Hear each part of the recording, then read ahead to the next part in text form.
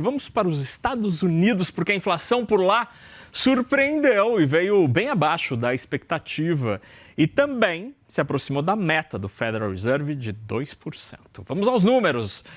O índice de preços ao consumidor, o famoso CPI, teve uma alta de 2,7% em novembro.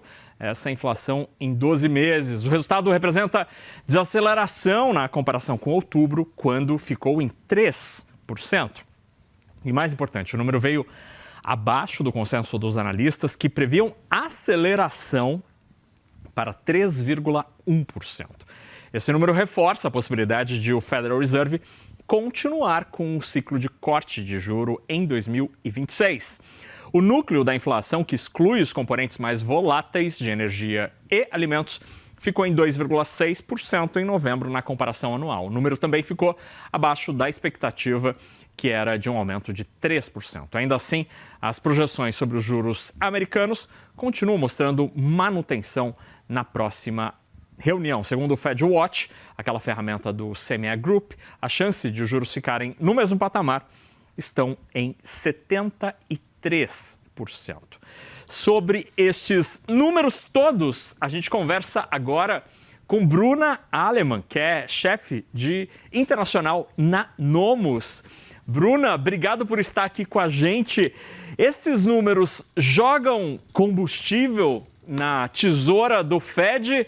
Quando vai ser o próximo corte de juros? Boa noite. Boa noite, imagina, é uma honra estar aqui com você. Vamos lá, vamos falar sobre esse dado super importante. Antes eu quero fazer uma abertura para a gente lembrar que esse CPI apresentado, ele não é somente um número, é um dado político-institucional. Por quê? O CPI ele veio depois de um shutdown de 43 dias, o que é algo muito raro, que a gente não tinha visto num determinado tempo. Então isso significa que a coleta está relativamente incompleta, o uso de fontes alternativas para poder mensurar ele, já que ficou no escuro dentro de um determinado tempo, o menos confiabilidade na estatística, mais do que o normal, ou seja, se a gente pegar para leigos, o dado ajuda, mas ele não é uma fotografia perfeita da economia. E a gente teve esse ano em vários cenários, também o tarifácio, ele trouxe isso em alguns dados econômicos ao longo do ano, que teve uma antecipação de importação e demorou para mostrar os dados efetivos da economia americana. Ou seja, o Fed esse ano, ele está lidando não com dados concretos, mas sim dados analisados com algumas coisas que eu posso, se eu posso falar assim, tapar dos olhos ou alguns dados ainda no escuro que eles ainda vão enxergar ao longo do tempo. Mas a gente precisa enxergar algumas coisas. Primeiro, o mercado já precificou, então antes do Fed, o dado não está mudando os juros de hoje, mas muda a expectativa. Aí a sua resposta. O que realmente mexeu com o mercado, que vai mexer ali com o mercado, é porque saltou a chance do corte de juros para março. Em janeiro ainda não, mas hoje a gente está em torno de 50%. Agora, o salto da chance do corte em março está chegando em 72%, para dar um pouquinho aí da aquecida, mostrando que os investidores estão se antecipando e tentando capturar os ativos antes da virada oficial do ciclo, que tende a dar um rally da bolsa, se assim a gente pode dizer. Bruna, sobre essa característica deste dado, a qualidade desta estatística, como é que é para o Fed, para os tomadores de decisão, inclusive do setor privado, né, tomar decisão com base em um indicador em que a confiabilidade não é tão normal assim? É uma indicação, mas não é uma prova. O que dá para falar sobre a qualidade do dado? Na verdade, a qualidade do dado, ele pode movimentar muito para cima ou muito para baixo. A gente viu isso no tarifácio, igual eu trouxe, e agora a gente está vendo o pós-shutdown. Então, é muito um momento de cautela. A gente pode ver uma volatilidade de mercado ou as empresas tomando decisões financeiras baseadas apenas no curtíssimo prazo e esperar dados para compor isso. Então, assim, não é que o dado não seja preciso, mas precisa de outros dados que vão sendo apresentados ao longo do caminho, como, por exemplo, exemplo, o próximo checkpoint que a gente vai enxergar é o PCE, não o CPI. O CPI ele é muito importante para o mercado, mas o PCE ele é o termômetro do Fed. E o mercado, principalmente privado, está olhando as decisões do Fed, porque o Fed ele tem uma perspectiva mais de longo prazo. Então, o que ele está vendo? O mercado, principalmente o privado, as decisões relacionadas às empresas são olhar o curtíssimo prazo, esperar compor outros determinados dados para trazer a confiabilidade, para ver se, vamos dizer, se a janela, né, não está muito grande da confiabilidade desse dado, porque ele acaba sendo realmente no escuro. A gente não pode falar que é muito para cima ou muito para baixo, porque não sabe o que aconteceu. Sabe-se muito quem estiver dentro de uma economia real, então determinados polos ali dos Estados Unidos podem ter sentido relativamente mais, como outros polos relativamente menos, né? Então isso também a gente ainda não consegue enxergar, e são esses outros dados que vão ser apresentados ao longo do caminho, inclusive o PCE, que vão ajudar as empresas a determinar. E se o PCE confirmar essa desaceleração que o CPI está apresentando, aí sim, março vai ganhar uma força real, as empresas vão parar de olhar esse curtíssimo prazo e tomar umas decisões um pouquinho mais de longo prazo, e a curva de juros pode continuar fechando. Aí sim elas têm como tomar uma decisão em relação à caixa, em relação a dinheiro, em relação a empréstimo, em relação à expansão com uma efetividade, né, uma força relativamente maior. E Bruna, esse cenário, então, que se desenha e que pode ser confirmado com o PCE em breve, indica a possibilidade crescente de um corte em março. Antes do dado conhecido hoje, quando isso poderia acontecer? E há a possibilidade de, em caso se confirmando tudo isso, termos até espaço para 2 cortes neste ano de 2026?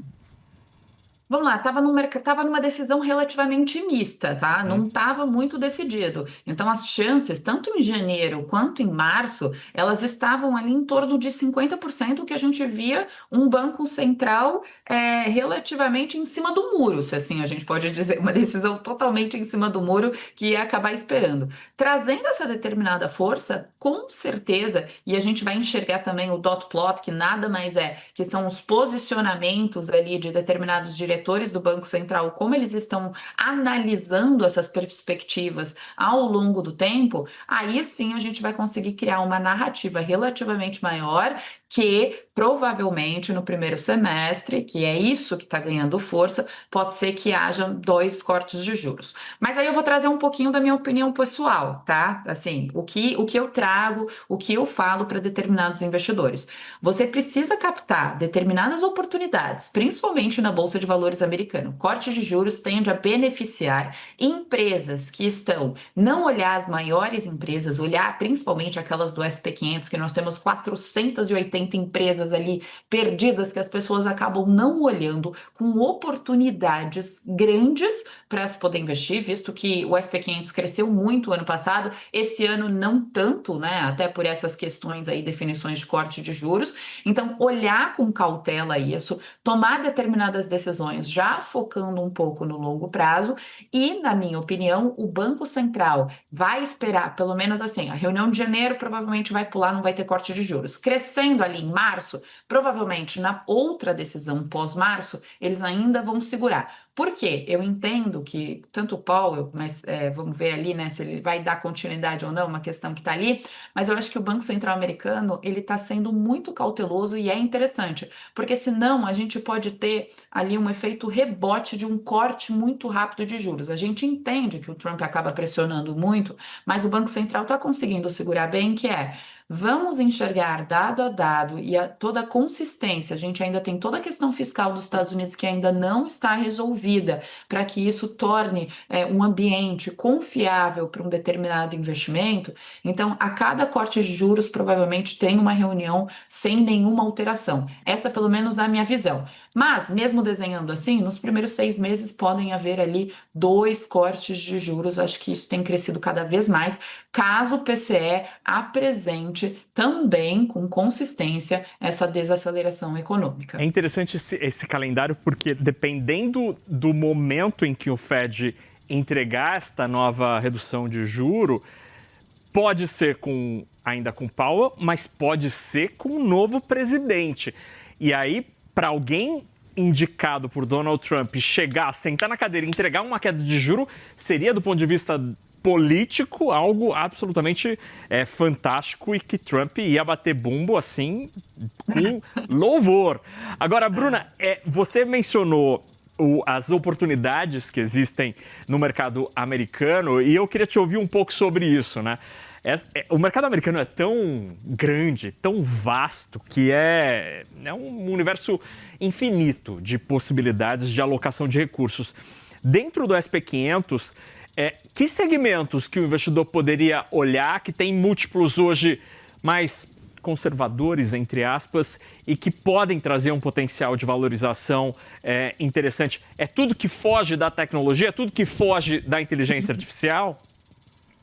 Nem tudo que foge, mas sim a grande maioria é o que foge um pouco, né? Então, assim, a gente, logicamente, que uma economia crescente tende a fortalecer cada vez mais a inteligência artificial e as empresas que estão interligadas, mas eu acho que o ano que vem elas vão elas vão ter um determinado desafio, que é como crescer receita versus que elas vão ganhar concorrentes em relação a oportunidades de investimento. O que eu enxergo, o que a gente precisa ver? Corte de juros, você tem um crescimento em empresas de engenharia civil ou voltadas para o ramo imobiliário, infraestrutura, porque você acaba tendo mais investimento, um dinheiro mais barato, dinheiro para infraestrutura, e você também tem o setor de real estate, o setor de infraestrutura, e nós temos o setor de bancos, que está sendo colocado, que apesar de ser, às vezes, até um pouco antagônico, as pessoas entenderem, mas como assim banco? O banco acaba ganhando dinheiro muito quando dá crédito, mas nos Estados Unidos ela tem um efeito um pouco diferente. Então, uma economia relativamente aquecida